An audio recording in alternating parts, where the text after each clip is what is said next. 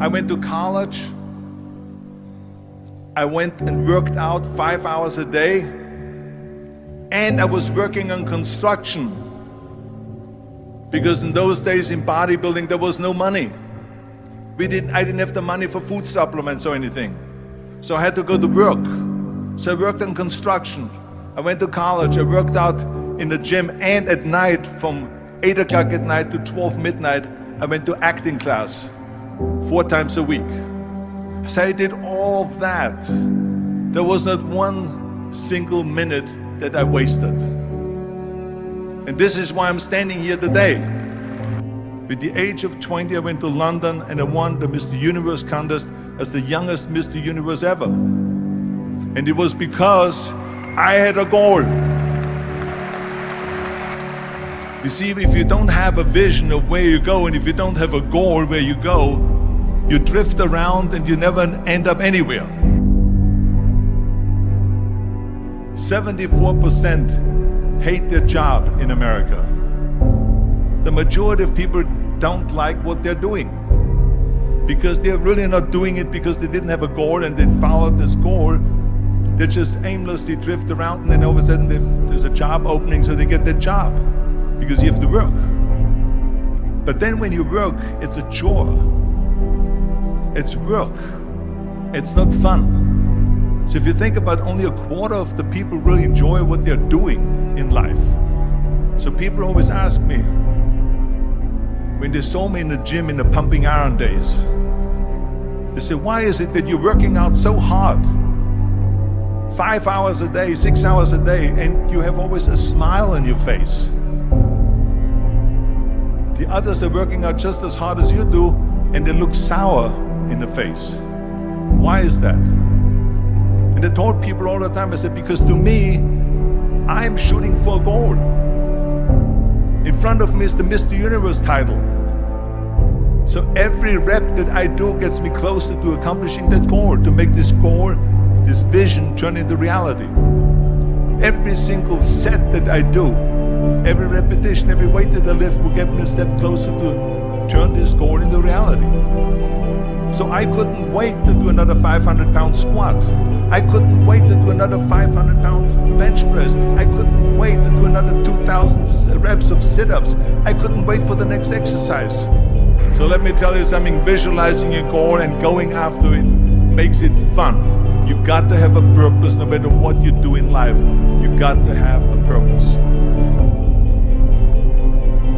And Muhammad Ali worked his butt off, and I saw it firsthand. And I remember that there was a sports writer that was there in the gym when he was working out and he was doing sit-ups. And they asked him, how many sit-ups do you do? And he said, I don't start counting until it hurts. Now think about that. He doesn't start counting his sit-ups until he feels pain. That's when he starts counting. That is working hard. And so you can't get around the hard work. It doesn't matter who it is. Work your ass off. There is no magic pill. There is no magic out there. You cannot get around. You have to work and work and work. Make sure of this and make sure of that and all that stuff. So it's work. And it drives me crazy when people say that they don't have enough time to go to the gym for 45 minutes a day and work out. Or to do something for 45 minutes to an hour a day to improve. If it is physically improve or if it is mentally to improve.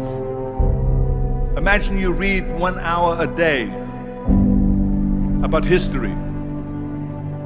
How much you will learn after 365 hours in 1 year. Think about if you study about the history of musicians, of composers, how much you would know. Imagine if you would work on a business, on some business that you want to develop every day for an hour. Imagine how further along you will go and get. So it drives me nuts because when people say we don't have the time, we have 24 hours a day. We sleep 6 hours a day, so that gives you still 18 hours. So there's someone shaking their head out here in front. They say probably, I don't sleep 6 hours, I sleep 8 hours, right? Or just sleep faster. So we have 18 hours a day. The average person works around 8 to 10 hours. So let's assume it's 10 hours, so we have 8 hours left. Then you travel around an hour a day, maybe 2 hours a day. So now you have still 6 hours left. So what do you do with these 6 hours? What do you do with these 6 hours? Then we eat a little bit, then we schmooze a little bit, talk a little bit to people and all that stuff. But you can see how much time there is available if you organize your day.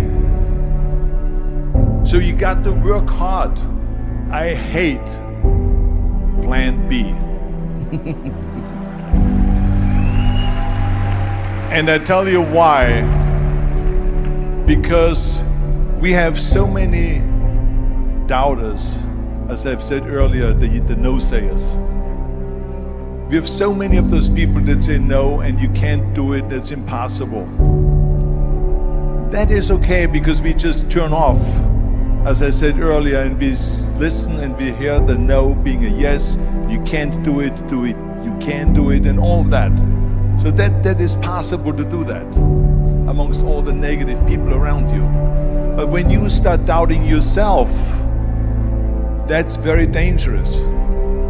Because now what you're basically saying is that if my plan doesn't work, I have a fallback plan, I have a plan B. And that means that you start thinking about plan B, and every thought that you put into plan B, you're taking away now that thought and that energy from plan A.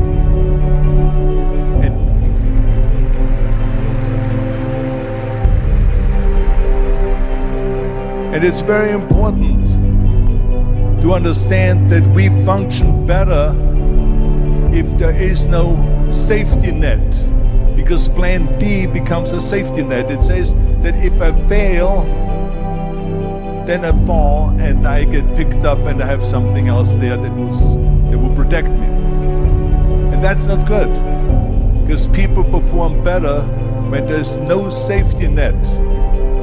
People perform better in sports and everything else if you don't have a plan B.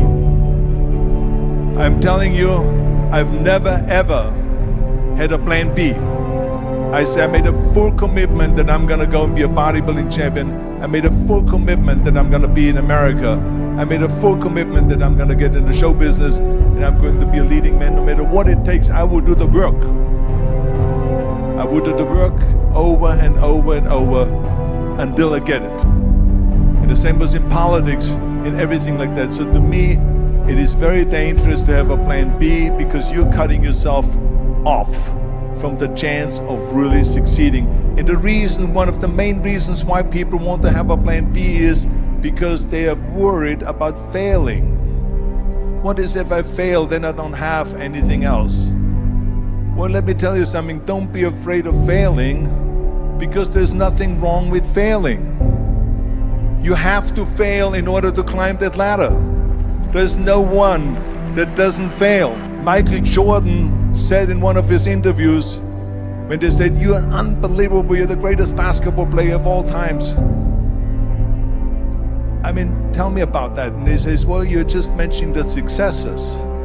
But he says, for me to become the greatest basketball player, I missed 9,000 shots when I was playing basketball at the NBA games. So during these games that he was so successful, he missed 9,000 shots. Does it make him a failure? No. He's one of the greatest basketball players of all times, but he failed 9,000 times. Do you get it? We all fail. It's okay.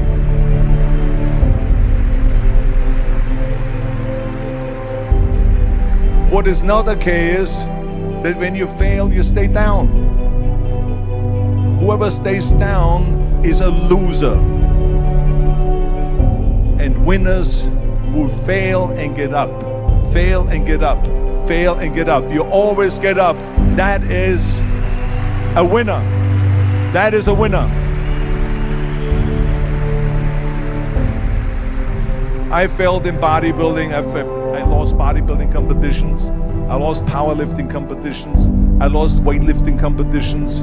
I had movies that went in the toilet and that were terrible and got the worst reviews. And in politics, I remember I had many of the initiatives on the ballot and we lost. My approval rating in California went down to 28%. And then it went back up again and I won again the governorship. Hey, we all lose. We all have losses. This is okay. And this is why I say don't be worried about losing, because when you're afraid of losing, then you get frozen. You get stiff. You're not relaxed. You got to be, in order to perform well in anything, if it's in boxing or if it is on your job or with your thinking, is only happening when you relax. So relax. It's okay to fail. Let's just go all out and give it everything that you got. That's what it is all about. So don't be afraid to fail.